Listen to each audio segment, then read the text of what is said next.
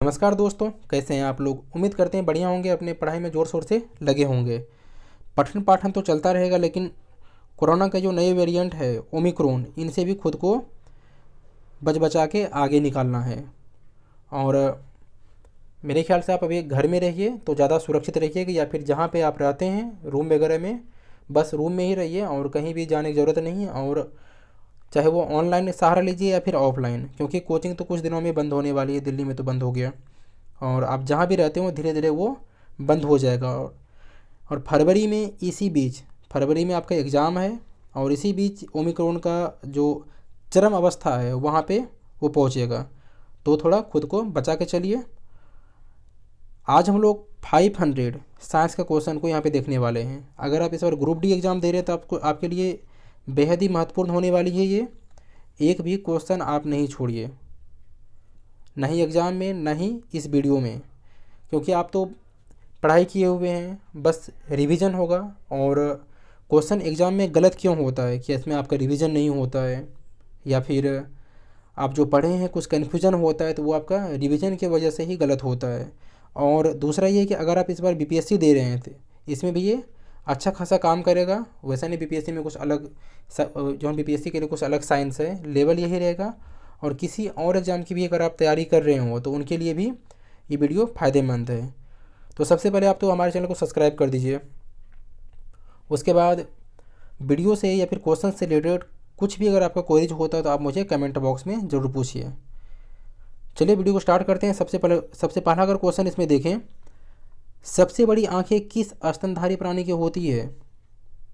हिरन। हिरन जो एक स्तनधारी है, इनकी आंखें सबसे बड़ी होती है। दूसरा देखिए, कार्बन डाइऑक्साइड यानी CO2 के उत्सर्जन में सर्वाधिक योगदान देने वाला देश USA। CO2 के उत्सर्जन में सर्वाधिक किस देश का योगदान है? तो USA का है। निम्नलिखित में से किस उद्योग में अबरख अबरख कच्चे माल के रूप में प्रयुक्त होता है? तो ये विद्युत क्षेत्र में अबरख जो है वो कच्चे माल के रूप में प्रयुक्त होता है। अगला क्वेश्चन देखिए दोस्तों, विद्युत प्रेस का आविष्कार किसने किया? वेरी वेरी इंपॉर्टेंट क्वेश्चन है। किसने किया है? हेनरी सीले ने। प्रेशर कुकर में खाना जल्दी पक जाता है, क्या कारण है? क्योंकि प्रेशर कुकर के अंदर अत्यधिक दाब होता है, यानी अधिक दाब के कारण प्रेशर कुकर का खाना जल्दी बन जाता है। दाब बढ़ने पर जल का क्वथनांक क्या होता है? तो बढ़ता है। दाब बढ़ने पे जल का क्वथनांक बढ़ता है। प्रत्येक क्रिया के बराबर व विपरीत दिशा में एक प्रतिक्रिया होती है। यह न्यूटन का कौन सा नियम है? तीसरा नियम है। क्या कहता है नियम ये? प्रत्येक क्रिया के बराबर और विपरीत दिशा में एक प्रतिक्रिया होती है। इसका एग्जाम्पल क्या है? बंदूक से निकली हुई गोली। ठीक है। तांबा या कॉपर का शत्रु तत्व क्या है? गंधक। अगला देखिए, उगते व डूबते समय सूर्य लाल प्रतीत होता है क्योंकि लाल रंग का प्रकीर्णन सबसे कम है। उगते हुए और डूबते हुए सूर्य किस कारण लाल होता है? क्योंकि लाल रंग का प्रकीर्णन सबसे कम होता है। रेडियो एक्टिविता की खोज किसने किया है? हेनरी बेकरल ने। रेडियो एक्टिविटा की खोज किसने किया है? हेनरी बेकरल ने। नेक्स्ट क्वेश्चन देखिए दोस्तों, दो समतल दर्पण एक दूसरे से 60 डिग्री के कोण पर झुके हैं, इनके बीच रखी एक गेंद के बने प्रतिबिंबों की संख्या कितनी होगी? तो ये 5 होगी। नेक्स्ट क्वेश्चन देखिए दोस्तों, पानी के अंदर हवा का एक बुलबुला किस तरह का बर्ताव करता है? एक अवतल लेंस जैसा। पानी के अंदर हवा का बुलबुला एक अवतल लेंस की भांति बर्ताव करता है। नेक्स्ट क्वेश्चन है, इकाइयों की समस्त व्यवस्थाओं में किस इकाई की मात्रा समान होती है? तो विशिष्ट गुरुत्व की मात्रा सामान्य होती है। नेक्स्ट क्वेश्चन देखिए दोस्तों, यदि कोई मनुष्य समतल दर्पण की ओर 4 मीटर प्रति सेकंड की चाल से आ रहा है तो दर्पण में मनुष्य का प्रतिबिंब किस चाल से आता हुआ प्रतीत होगा? तो यह है उसके दोगुना दूरी से 8 मीटर प्रति सेकंड। नेक्स्ट क्वेश्चन देखिए दोस्तों, कारों, ट्रकों और बसों में ड्राइवर की सीट के बगल में जो मिरर लगा होता है, जो दर्पण होता है, वो किस प्रकार का ये दर्पण है? ये उत्तल दर्पण है। नेक्स्ट क्वेश्चन देखिए, ऐसे तत्व जिनमें धातु और अधातु दोनों के गुण पाए जाते हैं क्या कहलाते हैं? वे उपधातु। नेक्स्ट क्वेश्चन, वनस्पति विज्ञान का जनक किसे कहा जाता है? थियोफ्रैक्टस। थियोफ्रैक्टस को वनस्पति विज्ञान के जनक के रूप में जाना जाता है। नेक्स्ट क्वेश्चन देखिए दोस्तों, निम्नलिखित में से किसमें ध्वनि की चाल सबसे अधिक होगी? तो इस्पात में ध्वनि की चाल सबसे अधिक होगी। अगर इस्पात न दिया हुआ हो और वहाँ पे धातु लिखा हो, अधातु लिखा हो, तो धातु में ध्वनि की चाल सबसे ज़्यादा होता है। नेक्स्ट क्वेश्चन देखिए, एक व्यक्ति घूमते हुए स्टूल पर बाहें फैलाए खड़ा हो जाता है, यानी एक स्टूल घूम रहा है और उस पर बाँह फैला के खड़ा हो जाता है कोई व्यक्ति, एकाएक वह बाहें सिकोड़ देता है तो स्टूल का कोणीय वेग क्या होगा? वो बढ़ जाएगा। नेक्स्ट क्वेश्चन देखिए दोस्तों, चंद्रमा पर एक बम विस्फोट होता है, इसकी आवाज़ पृथ्वी पर सुनाई देगी या नहीं देगी? तो सुनाई नहीं देगा। अगर चंद्रमा पे विस्फोट होगा तो पृथ्वी पे सुनाई नहीं देगा। चंद्रमा पर वायुमंडल न होने का क्या कारण है? वहाँ प्लायन वेग के कारण चंद्रमा पर वायुमंडल न होने का कारण है। अगला क्वेश्चन देखिए दोस्तों, यदि किसी सरल लोलक की लंबाई 4% बढ़ाई जाए तो उसका आवर्तकाल क्या होगा? 2% बढ़ जाएगा। नेक्स्ट क्वेश्चन, एक लड़की झूला झूल रही है, उसके पास एक अन्य लड़की आकर बैठ जाती है तो झूले का आवर्तकाल क्या हो जाएगा? अपरिवर्तित रहेगा, उसमें किसी भी प्रकार का परिवर्तन नहीं होगा। हम रेडियो की घुंडी घुमाकर विभिन्न स्टेशनों के प्रोग्राम सुनते हैं, यह संभव है कैसे? अनुनाद के कारण। ठीक है। वेंचुरी मीटर से क्या ज्ञात करते हैं? जल की प्रवाह की दर को किससे मापा जाता है? तो वेंचुरी मीटर से। नेक्स्ट क्वेश्चन देखिए दोस्तों, चौराहों पर पानी के फुहारे में गेंद नाचती रहती है, किस कारण से? क्योंकि पानी का वेग अधिक होने से दाब घट जाता है। नेक्स्ट क्वेश्चन देखिए, यदि द्रव्यमान परिवर्तित हुए बिना पृथ्वी अपनी वर्तमान त्रिज्या की सिकुड़कर आधी रह जाए तो दिन क्या होगा? 12 घंटे का। नेक्स्ट क्वेश्चन देखिए, यदि किसी पिंड को पृथ्वी से 11.2 किलोमीटर प्रति सेकंड के वेग से फेंका जाए तो पिंड पृथ्वी पर कभी नहीं वापस आएगा। नेक्स्ट क्वेश्चन, उपग्रह में समय ज्ञात करने के लिए अंतरिक्ष यात्री को क्या प्रयोग करना चाहिए? स्प्रिंग घड़ी का प्रयोग करना चाहिए। यदि पृथ्वी की त्रिज्या 1% कम हो जाए किंतु द्रव्यमान वही रहे तो पृथ्वी तल का गुरुत्वीय त्वरण क्या हो जाएगा? ये 2% घट जाएगा। नेक्स्ट है, दाब का मात्रक क्या होता है? पास्कल। खाना बनाते समय बर्तन होना चाहिए, खाना पकाने का बर्तन होना चाहिए उच्च विशिष्ट ऊष्मा का, निम्न चालकता का। क्वेश्चन फिर से देख लीजिए, खाना पकाने का बर्तन होना चाहिए, उच्च विशिष्ट ऊष्मा और निम्न चालकता का होना चाहिए। नेक्स्ट है, झरनों में जब जल ऊंचाई से गिरता है तो उसका ताप क्या होता है? बढ़ जाता है। अगला क्वेश्चन देखिए दोस्तों, केल्विन तापमापी में बर्फ का गलनांक होता है कितना? 0 डिग्री केल्विन।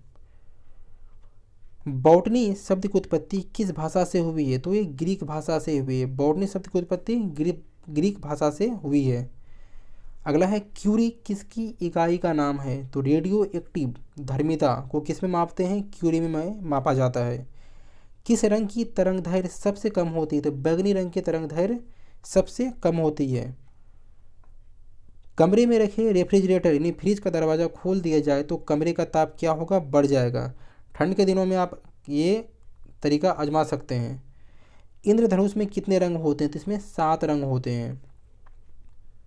सेकेंड पेंडुलम का आवर्तकाल क्या होता है? तो 2 सेकेंड। भारतीय विज्ञान संस्थान कहाँ पे है? बेंगलोर। विज्ञान संस्थान बेंगलोर। नेक्स्ट क्वेश्चन देखिए दोस्तों, पराध्वनिक विमानों की चाल होती है ध्वनि की चाल से अधिक। पराध्वनिक विमानों की चाल ध्वनि की चाल से अधिक होती है। भूस्थिर उपग्रह की पृथ्वी से ऊंचाई होती है 36,000 किलोमीटर। नेक्स्ट क्वेश्चन, चिकित्सा शास्त्र के विद्यार्थियों को किसकी शपथ दिलाई जाती है? यानी डॉक्टर लोगों को किसकी शपथ दिलाई जाती है? तो हिपोक्रेटस की। नेक्स्ट क्वेश्चन देखिए, कार में रेडिएटर का क्या कार्य होता है? इंजन को ठंडा रखना। ये आप जब गांव वगैरह में जनरेटर आता है शादी ब्याह में तो उसे आप देखते होंगे, उसमें इंजन में बराबर पानी डाला जाता है। नेक्स्ट क्वेश्चन देखिए, मनुष्य के शरीर का ताप होता है कितना? 37 डिग्री सेंटीग्रेड। नेक्स्ट क्वेश्चन देखिए दोस्तों, दूर दृष्टि दोष से पीड़ित व्यक्ति को, यानी जो व्यक्ति दूर दृष्टि दोष से पीड़ित है उसमें निकट की वस्तुएं नहीं दिखाई देती है परंतु दूर की वस्तु दिखाई देती है। अगला देखते हैं, किताब के ऊपर रखे किसी लेंस को ऊपर उठाने पर यदि मुद्रित अक्षरों का आकार बढ़ता हुआ प्रतीत होता है तो वह लेंस कैसा है? उत्तल लेंस है। यदि किसी लेंस से अक्षरों का आकार छोटा दिखाई देता है तो वो कैसा है? अवतल लेंस है। अगला क्वेश्चन देखिए, तारे टिमटिमाते हैं, अपवर्तन के कारण तारा टिमटिमाते हैं। नेक्स्ट क्वेश्चन देखिए दोस्तों, निम्नलिखित में से कौन एक आवेश रहित कण है? तो न्यूट्रॉन एक आवेश रहित कण का उदाहरण है। अगला क्वेश्चन है, पौधों की आंतरिक संरचना का अध्ययन क्या कहलाता है? शारीरिकी। नेक्स्ट क्वेश्चन है, निम्न में से यानी किस रंग का अपवर्तनांक सबसे अधिक होता है? तो बैंगनी रंग का अपवर्तनांक सबसे अधिक होता है। आगे है, स्वच्छ जल से भरे तालाब की गहराई 3 मीटर प्रतीत होती है। यदि हवा के सापेक्ष जल का अपवर्तनांक 4/3 हो तो तालाब की वास्तविक गहराई कितनी होगी? 4 मीटर होगा। लेंस की क्षमता को किससे मापते हैं? वेरी वेरी इंपॉर्टेंट क्वेश्चन है ये डायोप्टर में। एक भी क्वेश्चन भाई मिस नहीं करना है आपको, क्योंकि सभी क्वेश्चन इंपॉर्टेंट हैं और सभी क्वेश्चन, इसमें से अधिकांश क्वेश्चन जो आपका प्रीवियस ईयर में पूछे गए हैं वहीं से उठाया गया है। तो एग्ज़ाम के लिए काफ़ी एग्ज़ाम के लिए काफ़ी मायने रखता है। अगला क्वेश्चन देखिए, रडार की कार्यप्रणाली निम्न सिद्धांत पर आधारित होती है। रेडियो तरंग का परावर्तन के सिद्धांत पर आधारित होती है। अगला है, न्यूटन की गति के नियमों के अनुसार निम्न में से कौन सा कथन सत्य है? द्वितीय नियम से बल की परिभाषा ज्ञात होती है। न्यूटन के किस नियम से बल की परिभाषा ज्ञात होती है? तो वो दूसरे नियम से बल की परिभाषा ज्ञात होती है। किसी पिंड के उस गुणधर्म को क्या कहते हैं जिससे वह सीधी रेखा में विराम या एक समान गति की स्थिति में किसी भी परिवर्तन का विरोध करता है तो उसे जड़त्व का नियम कहते हैं, उसे जड़त्व कहते हैं। अगला है, लेंसर निम्न सिद्धांत पे कार्य करती है। तो वो विकिरण का उत्पत्ति उत्सर्जन के सिद्धांत पे कार्य करता है, लेजर। अगला है, यदि कोई व्यक्ति दलदल में फंस जाता है तो व्यक्ति को लेट जाने की सलाह देती है। क्यों? क्योंकि लेटने से क्षेत्रफल अधिक होने से दाब कम हो जाएगा। अगर वो लेटेगा तो क्षेत्रफल ज़्यादा होगा और क्षेत्रफल ज़्यादा होगा तो वो दाब कम होगा, तो वो व्यक्ति के नीचे जाने की संभावना थोड़ा कम होता है। बर्फ के टुकड़े को आपस में दबाने पर यानी आपस में रगड़ने पर टुकड़े आपस में चिपक जाते हैं, क्योंकि दाब अधिक होने से बर्फ का गलनांक क्या होता है भाई? ये घट जाता है। मोटर कार में शीतलन तंत्र किस सिद्धांत पे कार्य करता है? वो संवहन सिद्धांत पे कार्य करता है। अगला देखिए, जीवित प्राणियों के शरीर में होने वाली निम्नलिखित जीवित प्राणियों के शरीर में होने वाली कौन सी प्रक्रिया पाचक प्रक्रिया है? तो प्रोटीनों का अमीनो अम्लों में विघटन। ये किस प्रकार की प्रक्रिया है? ये पाचक प्रक्रिया है जो कहाँ पे होता है? जीवित प्राणियों में। एक टेलीविज़न से दूरस्थ नियंत्रण के लिए किस प्रकार के विद्युत चुंबकीय विकिरणों का उपयोग किया जाता है? तो हर्ट या लघु तरंगे। अगला है, मीथेन जिसमें वायुमंडल उपस्थित है कहाँ पे? बृहस्पति ग्रह में मीथेन है जो वायुमंडल में उपस्थित है। प्रोटीन के पाचन में सहायक एंजाइम क्या है? ट्रिप्सिन प्रोटीन के पाचन में सहायक होने वाला एंजाइम है। उन देशों में जहां लोगों का मुख्य खाद्यान्न पॉलिश किया हुआ चावल है, अगर आप पॉलिश किया हुआ चावल ज़्यादा मात्रा में खाते हैं तो आप किस रोग से ग्रसित होंगे? बेरी रोग से। नेक्स्ट है, मांसपेशियों में निम्नलिखित में से मांसपेशियों में किसके एकत्र होने से थकान होती है? तो लैक्टिक अम्ल। मांसपेशी में लैक्टिक अम्ल एकत्र होता है, इसी कारण हम थकान महसूस करते हैं। प्रकाश वर्ष होता है, एक वर्ष में प्रकाश द्वारा तय की जाने वाली दूरी को एक प्रकाश वर्ष के नाम से जाना जाता है। नेक्स्ट क्वेश्चन देखिए दोस्तों, समुद्र की गहराई मापने के लिए कौन सा उपकरण का उपयोग होता है? तो फाइडोमीटर से हम लोग समुद्र की गहराई को मापते हैं। कंप्यूटर की आईसी चिप किस पदार्थ की बनी होती है? तो आईसी चिप आपका सिलिकॉन से बना होता है। अगला है, वह काल्पनिक रेखा जो फोकस एवं पोल से गुजरते हुए गोलाकार दर्पण पर पड़ती है वह कहलाती है क्या? मुख्य अक्ष। अगला क्वेश्चन देखिए दोस्तों, अगर किसी वस्तु का फोकस अवतल दर्पण पर पड़ता है तो उसकी छाया कैसी बनेगी? अनंत बनेगी। नेक्स्ट क्वेश्चन, वह धातु जो अम्ल एवं क्षार के साथ क्रिया करके हाइड्रोजन निकालती है कौन है? जिंक।